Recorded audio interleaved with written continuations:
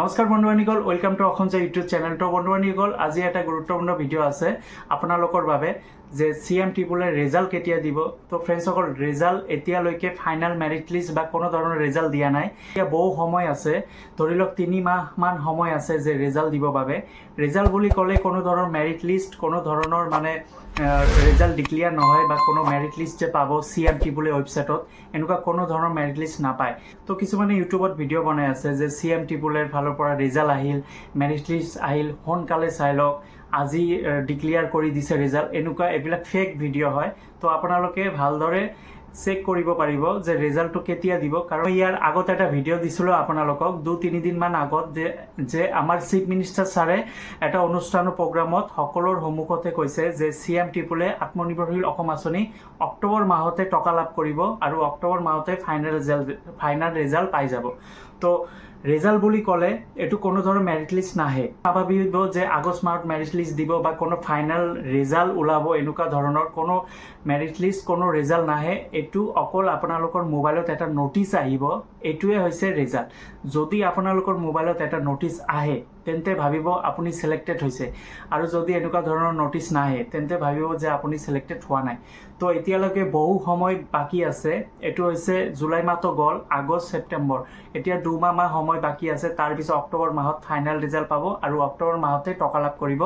সকল ইতিমধ্যে CM-Triple 1.0 যিটো 2024-ত যিসকলে 1 লাখ টকা লাভ কৰিছে, সিহঁতৰ এতিয়া 2025-ত অৰ্থাৎ এই আগষ্ট মাহৰ পৰা সিহঁতৰ ট্ৰেইনিং ষ্টাৰ্ট হ'ব, 3 দিনীয়া ট্ৰেইনিং হ'ব। এইটো হৈছে 1.0 কেণ্ডিডেটৰ বাবে। আৰু আপোনালোকে এই বছৰ যে এপ্লাই কৰিছে, আপোনালোকেতো ইতিমধ্যে ইণ্টাৰভিউ দিলে, এতিয়া আপোনালোকৰো ট্ৰেইনিং হ'ব। যদি আপোনালোকে সিলেক্টেড হয়, সিলেক্টেড হোৱা মেছেজ যদি আহে, যদি আপোনালোকৰ মোবাইলত আহে, তেন্তে আপোনালোককো ট্ৰেইনিং কৰাব, 3 দিনীয়া এটা ট্ৰেইনিং কৰাব। এই ট্ৰেইনিঙত কেতিয়া যাব লাগিব, ডেট, টাইম সকলোখিনি DIC অফিচৰ পৰা আপোনালোকক কৈ দিব। ফ্ৰেণ্ডসকল, মোবাইলত মেছেজে পাব যে আপোনালোকে সিলেক্টেড হৈছে নে হোৱা নাই, সেই মেছেজ পাব। যিসকলে সিলেক্টেড হ'ব সিহঁতৰ মোবাইলত মেছেজ আহি যাব আপোনালোকে লোনটোৰ বাবে এপ্ৰুভ হৈছে। আৰু যদি মেছেজ নাহে তেন্তে ভাবিব যে আপোনালোকে সিলেক্টেড হোৱা নাই।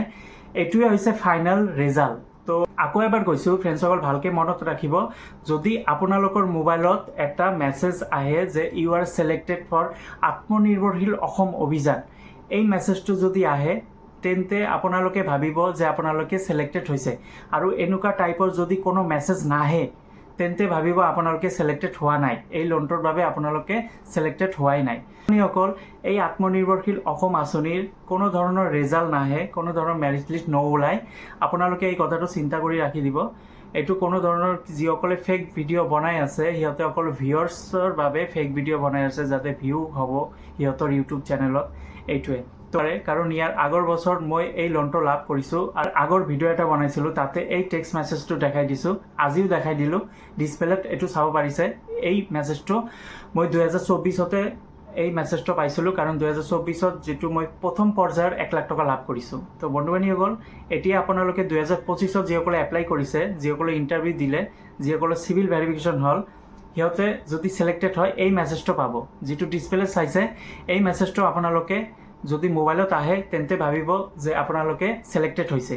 ভালদৰে মনত ৰাখিব যে এই মেছেজ, এনেকুৱা টাইপৰ যদি মেছেজ আহে জিমেইলত, মোবাইলত টেক্সট মেছেজ যদি আহে, তেন্তে ভাবিব আপুনি সিলেক্টেড হৈছে এই লোনটোৰ বাবে। কেনেকুৱা লাগিল ভিডিঅ'টো? যদি ভাল লাগে লাইক কৰি দিব আৰু নিজৰ বন্ধু বান্ধৱীসকলক শ্বেয়াৰ কৰি দিব। ধন্যবাদ।